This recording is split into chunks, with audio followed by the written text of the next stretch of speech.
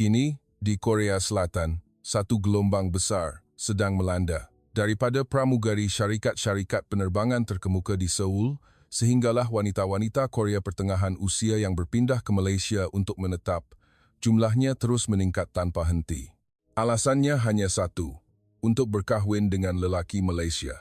Setiap kali ada yang berkongsi berita gembira tentang perkahwinan mereka di media sosial, ia serta-merta menarik jutaan komen. Semakin mereka mengenali lelaki Malaysia, semakin mereka terpikat dengan pesona mereka. Perkahwinan dengan orang Malaysia amat digalakkan. Tetapi, apakah punca yang membuatkan wanita Korea begitu tergila-gilakan lelaki Malaysia, sehinggakan mereka sanggup meninggalkan tanah air mereka, Korea, demi seorang lelaki Malaysia? Apakah punca yang mengejutkan itu? Nama saya Joshua, 48 tahun, seorang pengarah di sebuah syarikat kewangan di Korea. Selepas kematian suami, saya telah menutup pintu hati saya sepenuhnya. Suami saya menghidap penyakit jantung kronik dan semasa peringkat akhir rawatannya di sebuah hospital di Malaysia, timbul masalah komunikasi antara pasukan doktor dan jururawat. Selepas itu, keadaan suami saya merosot dengan cepat. Para doktor berkata ia bukan kesilapan langsung, tetapi bagi saya, peristiwa hari itu menjadi luka yang tidak akan pernah sembuh. Orang Malaysia benar-benar tidak boleh dipercayai. Saya hidup dengan pemikiran itu selama ini. Malaysia masih sebuah negara membangun, bukan? Ia sama sekali berbeza dengan sistem Korea kami yang jitu atau struktur telus negara-negara maju di Eropah dan Amerika. Ia sebuah negara yang tidak boleh dipercayai dari segi emosi maupun teknologinya yang ketinggalan zaman. Saya mempercayai perkara itu dengan sepenuh hati. Semasa bekerja di syarikat, saya menolak mentah-mentah sebarang cadangan pelaburan yang berkaitan dengan Malaysia. Beberapa tahun lalu, dalam satu urus niaga dengan sebuah dana pelaburan dari Malaysia, saya mengalami kerugian yang sangat besar. Kerugian itu berpunca daripada pemalsuan laporan dalaman. Tetapi kerana sayalah yang meluluskan projek itu, kerjaya saya menjadi goyah. Malaysia, sebuah tempat yang tidak boleh dipercayai dari segi perasaan maupun wang, itulah keyakinan saya. Apabila berbual dengan rakan sekerja, saya selalu berkata kita tidak sepatutnya berurusan dengan negara seperti Malaysia. Dengan keupayaan pengurusan mereka, mereka tidak akan pernah mencapai taraf antarabangsa. Saya berpendapat bahawa Malaysia ketinggalan di belakang Korea, Eropah dan Amerika dari segi ekonomi dan juga budaya. Dan pada ketika itulah satu berita mengejutkan tiba. Sahabat lama saya, Park Eun-mi, menelefon saya. Sua, aku dah kahwin semula dengan seorang lelaki Malaysia. Sekarang aku tinggal di Kuala Lumpur. Tangan saya yang memegang telefon bergetar. Eun-mi sebaya dengan saya dan juga seorang rakan yang hidup keseorangan seperti saya. Kau nak mulakan hidup baru di Malaysia? Semuanya akan baik-baik saja ke? Boleh kepercaya dengan lelaki Malaysia? Apabila saya menanyakan soalan itu, suara Eun-mi kedengaran sangat ceria. Sua, bila berada di sini, barulah aku tahu apa artinya dicintai sepenuh hati. Ia dunia yang sama sekali berbeza. Sebaik sahaja mendengar kata-kata itu, saya merasakan ada sesuatu di dalam diri saya yang runtuh. Kenapa Malaysia? Kenapa Eun-mi menemui kebahagiaan di tempat yang bagi saya hanya penuh dengan alasan untuk dibenci dan tidak dipercayai? Apa yang bagus sangat tentang Malaysia? Kau kena datang sini baru faham, semuanya sangat berbeza. Sua, semuanya lain sama sekali. Malam itu, saya minum soju sambil merenung. Adakah Malaysia yang saya kenal itu sahaja hakikatnya? Tetapi saya cepat-cepat menggelengkan kepala. Pengalaman saya tidak mungkin menipu.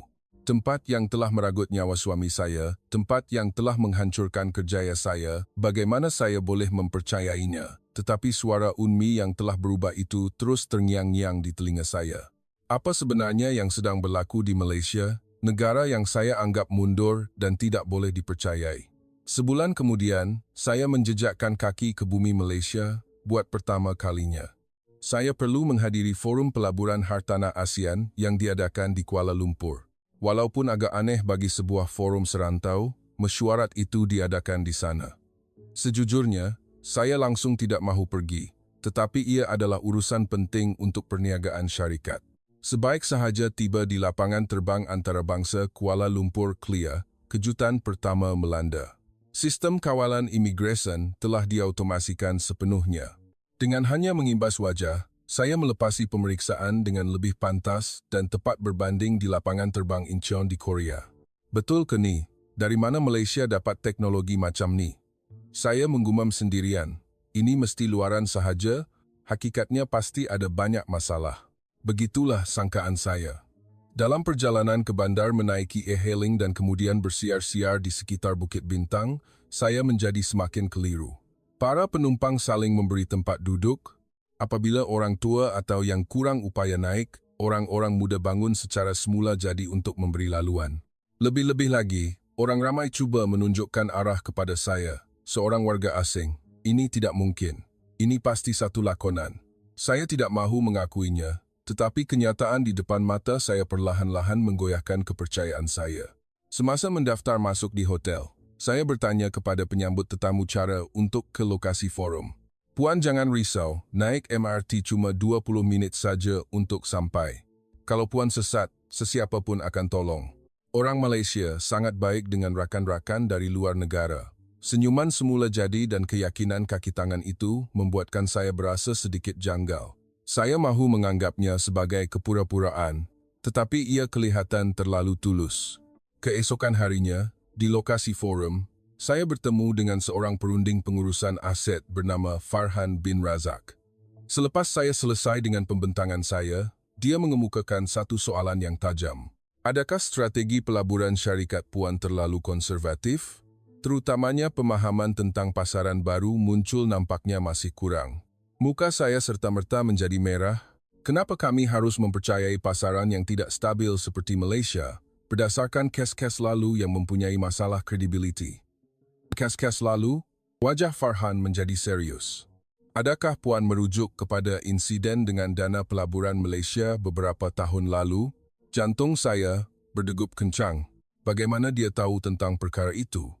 Apa yang lebih mengelirukan saya adalah sikapnya yang yakin dan logiknya yang sistematik. Mengenai perkara itu, ada sesuatu yang ingin saya katakan. Tetapi sekarang bukan masanya. Dalam perjalanan pulang ke hotel selepas forum berakhir, saya berasa sangat bingung. Soalan tajam Farhan, sikapnya yang tenang.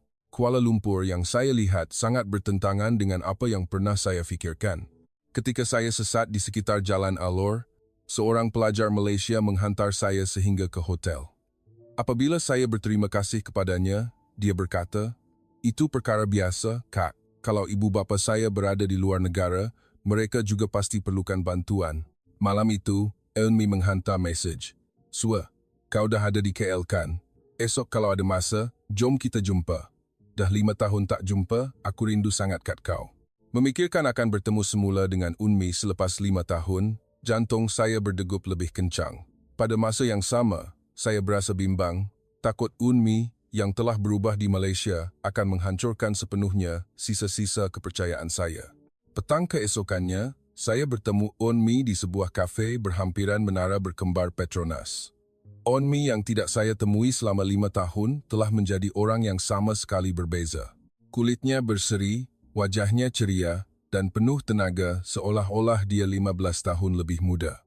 "Sua, lama tak jumpa." Eunmi memeluk saya dengan erat dan ketawa besar. Senyuman itu begitu tulus sehingga saya menjadi bingung. Kemana perginya Unmi yang pendiam dan murung dahulu? "Unmi, kau betul-betul dah banyak berubah. Macam orang lain." "Ya, hidup di sini banyak mengubah aku. Aku sendiri pun terkejut." "Sua, sejujurnya, masa di Korea dulu, hidup aku macam dah mati." Eunmi menceritakan tentang suaminya yang berbangsa Malaysia. Bagaimana mereka bertemu, bagaimana mereka berkahwin, dan betapa bahagianya dia sekarang.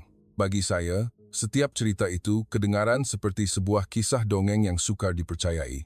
Tetapi kejutan yang sebenar, yang lebih hebat, sedang menanti saya pada keesokan harinya di forum. Farhan mendekati saya dengan tenang dan berkata, "Mengenai soalan semalam, saya masih ada sesuatu nak cakap. Boleh kita berbual di tempat yang lebih senyap?" "Tentang apa?" Apabila kami tiba di sebuah kedai kopi, Farhan berkata dengan serius, Insiden dengan dana pelaburan Malaysia beberapa tahun lalu. Orang yang melaporkan penyelewengan itu pada masa itu ialah saya. Serta-merta, fikiran saya menjadi kosong. Apa? Saya tahu ada pemalsuan laporan sedang berlaku di dalam syarikat kami, jadi saya melaporkannya terus kepada pihak berkuasa kewangan Korea. Hasilnya, tindakan itu menyelamatkan syarikat Puan daripada kerugian yang lebih besar. Kaki saya terasa lemah. Saya, yang selama ini marah, benci, dan tidak mempercayai orang Malaysia, mendapat tahu bahawa orang yang menyelamatkan saya sebenarnya adalah seorang rakyat Malaysia. Kenapa? Kenapa awak buat macam tu? Itu kan syarikat yang sama, sebab itu adalah perkara yang betul untuk dilakukan. Adakah kewarganegaraan itu penting? Atau integriti seseorang yang lebih mustahak? Kesilapan mesti diperbetulkan. Pada saat itu, kepercayaan yang saya bina sepanjang hidup saya runtuh dalam sekelip mata. Terasa seolah-olah keyakinan yang dibina selama 48 tahun hancur berkecai. Puan pasti melalui banyak kesusahan, baik dengan mendiang suami Puan maupun dengan pelaburan itu. Malam itu di hotel, saya menelpon Eunmi sambil menangis. "Eunmi, betul ke semua ni? Lelaki Malaysia tak berpura-pura kan? Aku dah terlalu banyak buat silap kan? Sua, kau menangis ke? Dah berapa lama aku tak dengar suara kau yang sebenar? Jadi orang macam mana aku ni? Betapa silapnya aku selama ni, aku malu dengan diri sendiri." Eunmi mendengar saya menangis untuk masa yang lama, kemudian berkata dengan lembut, "Sua, esok kalau ada masa, datanglah ke rumah aku. Suami aku nak masakkan makan malam istimewa untuk kau." Selepas meletakkan telefon, saya melihat diri saya di cermin. Prasangka dan keangkuhan yang terkumpul selama 48 tahun telah runtuh. Seorang saya yang asing dengan mata yang bengkak dan wajah yang basah dengan air mata. Sejak bila saya menjadi begitu lemah? Muzik esok di rumah Eunmi. Kebenaran apakah yang bakal saya hadapi? Malam berikutnya, saya tiba di rumah Eunmi. Ia sebuah kondominium yang tenang di pinggir Kuala Lumpur. Di taman, para wanita tua duduk di bangku di bawah pokok sambil berbual, dan kanak-kanak bermain di taman permainan. Pemandangan kehidupan seharian yang mesra itu membuatkan hati saya sedikit tersentuh. Imran, suami Eunmi, yang membuka pintu, adalah seorang lelaki pertengahan umur yang biasa, tetapi pandangan matanya sangat mesra dan senyumannya tulus. "Selamat malam, Kak Sua. Saya dah banyak dengar cerita tentang akak daripada Eunmi, dah lama teringin nak jumpa." Sapaan yang sopan dan mesra itu membuatkan saya mengangguk malu. Yang menghairankan, dalam pandangan matanya terhadap saya, tiada langsung unsur penghakiman, hanya layanan mesra seorang tuan rumah. "Mesti penat perjalanan tadi, jemputlah masuk." Rumah itu ringkas tetapi sangat selesa. Di ruang tamu, alunan muzik lembut berkumandang dan udara dipenuhi dengan haruman yang menyenangkan. Di dinding, tergantung gambar-gambar bahagia Eunmi dan Imran. Setiap gambar memancarkan kebahagiaan yang sejati. Di atas meja makan, terhidang masakan Malaysia, tetapi saya perasan beberapa hidangan jelas bergaya Korea. "Awak masak semua ni sendiri?" "Ya, saya risau Eunmi rindukan makanan Korea, jadi saya cuba masak dengan rasa yang hampir sama." Tak tahulah kena dengan selera akak ke tak. Keprihatinan Imran yang halus itu menyentuh hati saya. Dia berkata bahawa demi Eunmi, dia belajar khas untuk memasak hidangan Korea. Saya melihat beberapa buah buku masakan Korea di atas kaunter dapur. Buku-buku itu kelihatan lusuh, jelas sering digunakan. "Awak belajar masak masakan Korea sebab Eunmi?" "Sudah tentu. Dia orang yang paling penting bagi saya. Membuat dia bahagia adalah tanggungjawab saya." Dia mengatakannya dengan begitu bersahaja, seolah-olah itu adalah perkara yang paling wajar di dunia. Semasa makan, dia berkata dengan berhati-hati, "Saya dengar dari Eunmi, akak telah kehilangan suami. Mesti sangat sukar." Saya mengangguk, kerongkong saya terasa tersekat. Dia menyambung dengan lembut, "Masa ayah saya meninggal, ibu saya hidup bersendirian selama bertahun-tahun. Saya nampak dia makan seorang diri dan hati saya hancur." Kemudian dia memandang saya, pandangannya penuh dengan pemahaman. Betapa sunyinya bila terpaksa makan seorang diri. Tiada siapa nak kata masakan ni sedap, tiada siapa peduli sama ada kita dah makan kenyang atau belum. Tiba-tiba, Semua emosi yang telah saya pendam selama 4 tahun ini pecah berderai. Memang benar, tidak pernah ada sesiapa yang bertanya kepada saya betapa sunyinya makan seorang diri. Perasaan kosong dan sepi yang saya rasai setiap kali duduk di meja makan, keinginan untuk mempunyai seseorang di sisi. Dan tiba-tiba ada seseorang yang memahaminya dengan begitu mendalam. Maaf, saya tiba-tiba. Saya cuba mengesat air mata, tetapi ia tidak berhenti mengalir. Menangislah, Kak. Di sini tak perlu sembunyikan perasaan. Kalau sedih, menangis. Kalau gembira, ketawa. Itu lumrah. Manusia bukan mesin, mempunyai perasaan itu satu perkara yang indah. Imran memberikan saya sehelai tisu dan duduk diam di sebelah saya. Tidak mendesak, tidak menunjukkan rasa tidak selesa, hanya diam menemani. Unmi menggenggam tangan saya dan berkata, "Sua, aku memutuskan untuk tinggal di Malaysia selepas mendengar kata-kata macam inilah. Betapa berharganya ada seseorang yang benar-benar faham kesunyian kita. Masa tu barulah aku sedar. Di Korea, semua orang kata kena jadi kuat, kena berdikari. Tapi di sini, kelemahan juga diterima, air mata juga difahami. Dia benar-benar telah banyak berubah." Saya memandang Unmi. Di matanya ada ketenangan dan kepuasan yang belum pernah saya lihat sebelum ini. Betul, aku dah berubah. Menjadi diri aku yang sebenar. Tak perlu berpura-pura, tak perlu memakai topeng. Dapat menjadi diri sendiri. Selepas makan, Ibu Imran datang.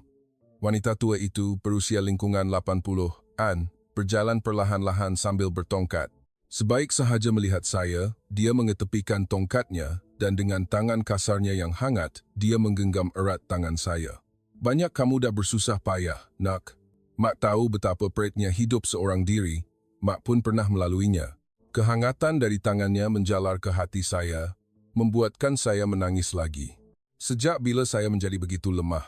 Atau sebenarnya saya memang sentiasa lemah dan sunyi, hanya berpura-pura kuat? Wanita tua itu menepuk-nepuk belakang saya dengan lembut. "Menangislah, nak. Lepaskan semuanya, nanti lega. Air mata bukan sesuatu yang memalukan, ia membersihkan jiwa." Dia menyambung, "Mak suka orang Korea. Kamu semua ada hati nurani, sopan, santun, dan sangat kuat. Tapi ingat, kadang-kadang tak mengapa untuk jadi lemah. Kita sekarang dah jadi satu keluarga." Dalam kata-katanya tiada belas kasihan, hanya pemahaman dan penerimaan. Dia menceritakan kisah-kisah masa mudanya. Bagaimana dia mengharungi tahun-tahun kesunyian selepas suaminya meninggal. Bagaimana dia menemui semula makna hidup dan belajar mencari kekuatan dalam kelemahan. Dalam hidup ni, tiada musim sejuk yang berkekalan. Musim bunga pasti akan tiba. Mata wanita tua itu bersinar dengan kearifan. Malam itu, saya dan Unmi duduk minum teh dan berbual. Di luar tingkap, pemandangan malam Kuala Lumpur berkelip dengan cahaya lampu, tetapi kehangatan di dalam rumah ini lebih menarik perhatian saya. "Ummi, bodohnya aku sebab dah salah faham tentang Malaysia. Sombongnya aku selama ni. Sua, sekarang belum terlambat lagi untuk tahu. Yang penting adalah masa depan. Kalau kau buka hati, dunia akan berubah." "Tapi aku dah 48 tahun. Dah terlambat ke?" Unmi memandang saya dengan pandangan yang penuh sokongan. "Kau tahu tak? Masa mula-mula sampai Malaysia, aku pun fikir macam tu. Tapi sekarang aku percaya, dalam soal cinta dan dicintai, umur tak penting. Kalau jiwa muda, kita pun akan sentiasa muda." Sesuatu yang jauh di dalam diri saya mula berubah. Emosi yang telah membeku selama 4 tahun ini perlahan-lahan mencair. Seolah-olah angin musim bunga yang hangat telah meniup ke sudut terdalam hati saya. Tetapi ketakutan untuk membuka hati sepenuhnya masih ada. Bolehkah saya mempercayai dan mencintai seseorang sekali lagi? Adakah saya benar-benar layak untuk dicintai? Beberapa hari kemudian, Unmi membawa saya ke satu tempat yang istimewa. Di sebuah pusat komuniti di tengah Kuala Lumpur, ada satu perjumpaan untuk wanita Korea pertengahan umur. "Datang sini dan kau akan faham yang aku bukan satu-satunya." Ramai wanita Korea yang dah jumpa kehidupan baru di Malaysia. Bilik mesyuarat di pusat itu dihias dengan selesa dan mesra. Di dinding, tergantung papan tanda selamat datang dalam pelbagai bahasa. Di atas meja, ada teh tarik dan kuih muih. Wanita-wanita yang menghadiri perjumpaan itu, semuanya berusia dalam lingkungan lewat 40-an hingga awal 50-an. Mereka adalah wanita Korea dari generasi yang sama dengan saya, yang menjalani kehidupan yang sama sekali berbeza di Malaysia. Pengendalinya ialah seorang wanita bernama Kim Yumi. Dia telah menetap di Malaysia selama 10 tahun. Selamat datang kepada rakan-rakan baru. Di sinilah tempat kita berkongsi pengalaman dan saling menyokong. Kisah setiap orang adalah berharga dan patut didengari. Orang pertama yang berkongsi ialah Lee Akemi, 45 tahun. Saya berkahwin semula dengan seorang lelaki Malaysia 5 tahun lalu. Dia tersenyum ceria dan berkata, "Di Korea, saya menjadi buah mulut orang sebagai seorang janda." Saudara Mara dan kawan-kawan memandang saya dengan pandangan yang aneh. Tapi di sini, tiada langsung pandangan seperti itu. Keluarga suami saya, masa pertama kali jumpa, terus cakap, "Selamat pulang ke pangkuan keluarga." Mereka kata masa lalu tak penting, kebahagiaan sekarang yang utama. Matanya berkaca-kaca. Buat pertama kalinya, saya rasa diterima sepenuhnya. Bukan kerana status saya, bukan kerana masa lalu saya, tapi kerana diri saya seadanya. Seterusnya ialah Choi Hanako, 52 tahun. Dia berkata sambil teresak-esak, "Suami saya menghidap kanser tahap akhir. Para doktor dan jururawat di Malaysia bukan sahaja merawat jasadnya, tetapi juga menjaga hati kami sekeluarga." Suami saya setiap hari memegang tangan saya dan berkata, "Kita akan berjuang bersama-sama." Walaupun dalam saat-saat paling sakit, dia masih risau sama ada, saya penat, dan berjanji akan bersama saya sehingga akhir hayat. Dan dia benar-benar menunaikan janjinya sehingga ke nafas terakhir. Dia berhenti seketika, suaranya bergetar. Di Korea, semua orang kata kena terima hakikat, kena jadi kuat. Tapi di sini, saya diberitahu bahawa saya dibenarkan untuk jadi lemah, dibenarkan untuk berduka, dibenarkan untuk mencintai sedalam-dalamnya. Apabila suami saya pergi, semua orang di dalam Wat mendoakan kami. Perasaan difahami dan disokong itu, saya tak akan lupa seumur hidup. Pada saat itu, hati saya hancur. Apabila suami saya sakit, saya keseorangan. Koridor hospital yang sejuk, rawatan yang mengikut prosedur, dan kata-kata pujukan yang hambar membuatkan saya berasa lebih sunyi. Keputusasaan, kerana terpaksa bergantung pada kaki tangan perubatan dan kesunyian itu kembali menerpa. Saya tak pernah tahu betapa pentingnya kepercayaan bahawa diri ini dicintai, kata Park Keko, 60 tahun, dengan perlahan. Di Korea, bila usia meningkat, kita rasa seolah-olah nilai kita semakin hilang, terutamanya selepas kehilangan suami. Tapi di sini, saya masih dilayan sebagai seorang yang berharga. Walaupun saya dah tua, jiran-jiran masih panggil saya kakak dan sangat menghormati saya. Kawan-kawan Malaysia, saya kata usia membawa kearifan, kedutan adalah pingat kehidupan. Dia tersenyum dan menyambung. Sekarang saya dah 60 tahun, tapi saya rasa lebih bersemangat berbanding masa umur 40 sebab saya tahu diri saya diperlukan dan dihargai. Hashimoto Chia, 48 tahun, berkongsi pengalaman yang berbeza. Saya tidak berkahwin semula, tetapi saya telah menemui sebuah keluarga di sini.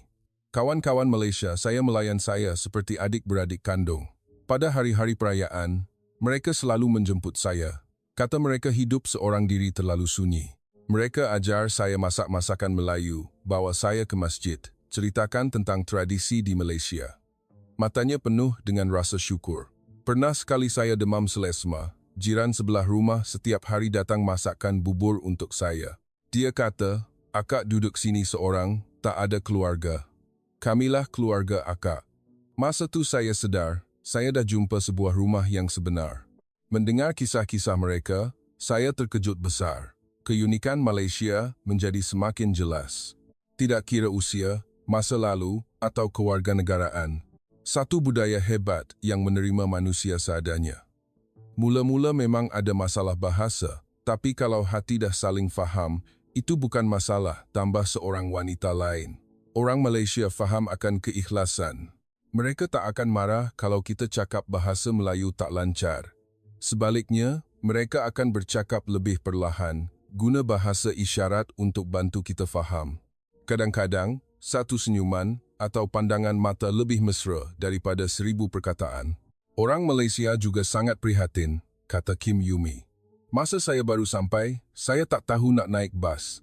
Seorang makcik bukan sahaja ajar saya cara beli tiket, tapi dia temankan saya selama 3 perhentian untuk pastikan saya tak turun salah tempat. Dia kata, "Adik ni tetamu, kami kena jaga." "Puan Sua, apa pendapat Puan tentang gambaran Malaysia yang ini?" Seorang wanita bertanya kepada saya. Saya tidak dapat berkata apa-apa untuk seketika, menyedari betapa salah dan sempitnya prasangka saya. Saya betul-betul dah silap. Saya dah salah faham sepenuhnya tentang Malaysia. Suara saya bergetar. Kalau lihat pada teknologinya sahaja, kita akan sedar ada bidang yang mereka jauh lebih maju dari Korea. Kemudahan e-dompet, ketepatan masa sistem keretapinya, Wi-Fi percuma di merata tempat. Tapi yang lebih menakjubkan ialah jiwa manusianya. Kenapa saya tak pernah tahu ada budaya yang begitu mesra seperti ini? Saya terdiam seketika, merasai suasana hangat di dalam bilik itu. Di Korea, kita biasa menjaga jarak, biasa untuk tidak mengganggu orang lain. Tapi di sini, mengambil berat itu perkara biasa, saling membantu itu satu kemestian. Perbezaan budaya ini membuatkan saya berfikir semula tentang makna sebuah tamadun yang sebenar. Onmi menggenggam tangan saya dan berkata, "Sua, sekarang kau faham tak? Kenapa aku bahagia di sini? Kenapa aku berubah? Bukan Malaysia yang ubah aku, tapi Malaysia yang benarkan aku jumpa diri aku yang sebenar." Ya, aku faham. Malaysia memang tempat yang hebat. Orang-orang di sini ada magis untuk melihat sisi terbaik dalam hati setiap insan. Di akhir perjumpaan, semua orang memeluk saya dengan erat. Mereka berbisik di telinga saya, "Selamat pulang. Akak tak keseorangan. Di sini sentiasa ada tempat untuk akak." Malam itu, di hotel, saya berfikir secara mendalam tentang teknologi maju Malaysia. Kecekapan yang luar biasa dan yang paling penting, kemesraan dalam layanan sesama manusia. Semua nilai yang saya kejar, seumur hidup, wujud secara harmoni di negara ini. Tetapi masih ada satu persoalan. Dari mana datangnya budaya yang hebat ini? Apakah falsafah dan semangat orang Malaysia? Apa yang membuatkan mereka begitu menerima dan mesra? Petang keesokannya, saya bertemu lagi dengan Farhan. Kali ini, dia sedang membawa ayahnya ke hospital. Kami terserempak di pintu masuk. Tingkah lakunya membuatkan saya kagum. Farhan, dengan cermat memapah tangan ayahnya, seorang lelaki tua yang kelihatan berusia lingkungan 80-an, berjalan sangat perlahan. Langkah pakcik itu lambat, tetapi Farhan menyesuaikan sepenuhnya dengan rentaknya. Keprihatinan yang halus dan kesabaran yang tidak terhingga itu membuatkan saya terdiam. "Ayah, jalan pelan-pelan, masa banyak lagi. Kalau lutut sakit, kita boleh rehat bila-bila masa." Suaranya lembut dan sabar, tanpa sedikit pun rasa rimas. Saya perasan dia membawa sebuah kerusi lipat kecil. Jelas sekali supaya ayahnya boleh duduk berehat pada bila-bila masa. Melihat cara Farhan bercakap dengan ayahnya, saya teringat dengan jelas masa lalu saya. Betapa tidak sabarnya saya ketika suami saya sakit. Mendesaknya minum ubat, mendesaknya berehat, mendesaknya untuk sembuh. Betapa saya menderita dan kesunyian. Saya tidak pernah menemaninya dengan sabar seperti Farhan. Saya berbual seketika dengan Farhan di lobi hospital. Semasa ayahnya sedang diperiksa, kami duduk di ruang menunggu. "Awak bawa ayah awak buat pemeriksaan macam ni setiap minggu." Ya, kesihatan ayah saya tak berapa baik, tapi saya tak pernah rasa ia satu beban. "Ini tanggungjawab saya." Jawapannya begitu bersahaja, seolah-olah menjaga ayah adalah perkara paling normal di dunia. Di Korea, ramai yang hantar ibu bapa mereka ke rumah jagaan orang tua. Saya tidak dapat menahan diri daripada berkata, "Di Malaysia pun ada rumah jagaan," kata Farhan. "Ya, tapi bagi kami, keluarga sepatutnya tinggal bersama.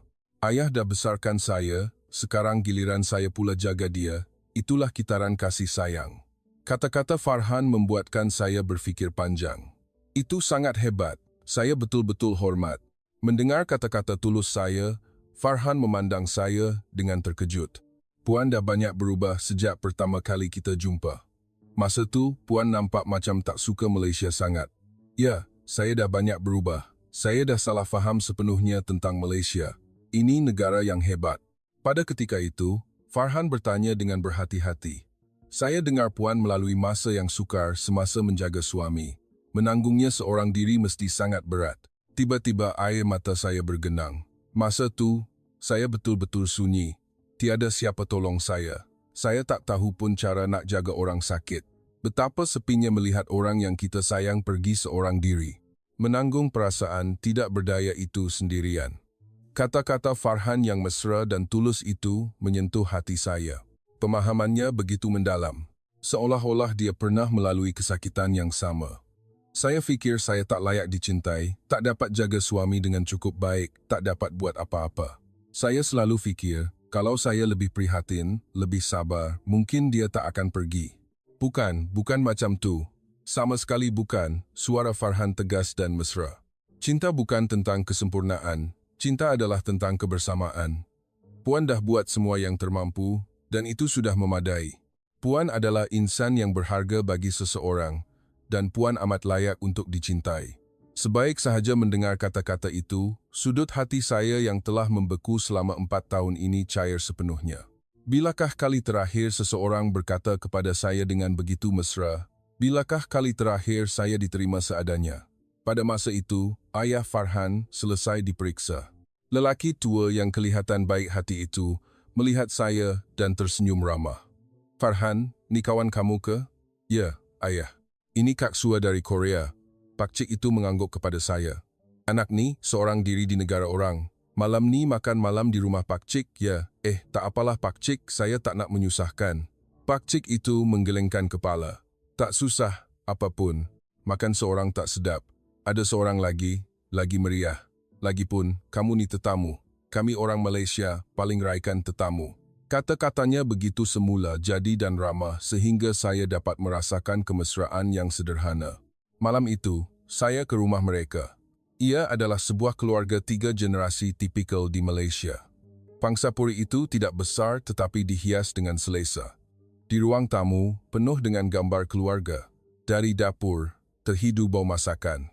Ibu Farhan, seorang wanita lembut berusia 60-an, melihat saya dan segera membancuh teh serta menyediakan makanan ringan. "Selamat datang, nak." Farhan kata ada kawan dari Korea datang. Mak Cik suka orang Korea, sopan dan pembersih. Kemesraannya membuatkan saya sedikit segan.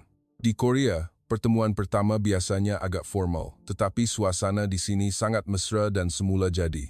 Semasa makan malam, seluruh keluarga berkumpul di meja makan. Isteri dan 2 orang anak Farhan juga ada bersama. Rumah itu riuh dengan gelak tawa. "Aunty Sua, boleh cakap Melayu tak?" Anak perempuannya yang kecil bertanya dengan polos.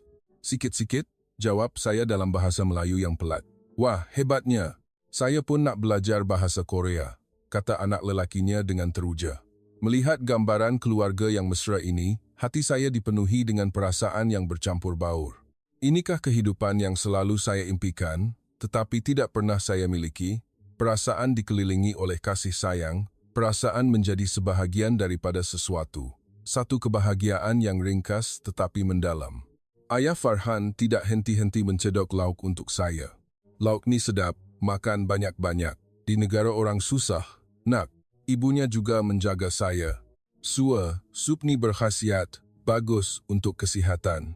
Isteri Farhan bertanya dengan lembut. "Kak Sua, suka makanan Malaysia. Ada apa-apa yang akak teringin nak makan tak? Nanti saya masakkan." "Sedap sangat. Dah lama saya tak makan makanan yang penuh dengan kasih sayang macam ni."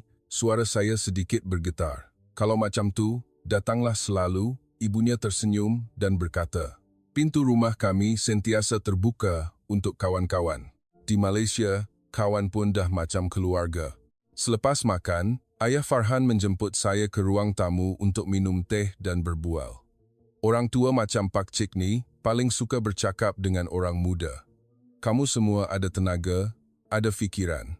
Dia menceritakan kisah-kisah masa mudanya, bagaimana dia membesarkan 3 orang anak dalam zaman yang sukar, bagaimana dia mengajar mereka menjadi orang yang baik, penyayang dan membantu orang yang susah. Kita hidup ni, harta benda tak bawa ke mana. Yang penting ialah hubungan sesama manusia.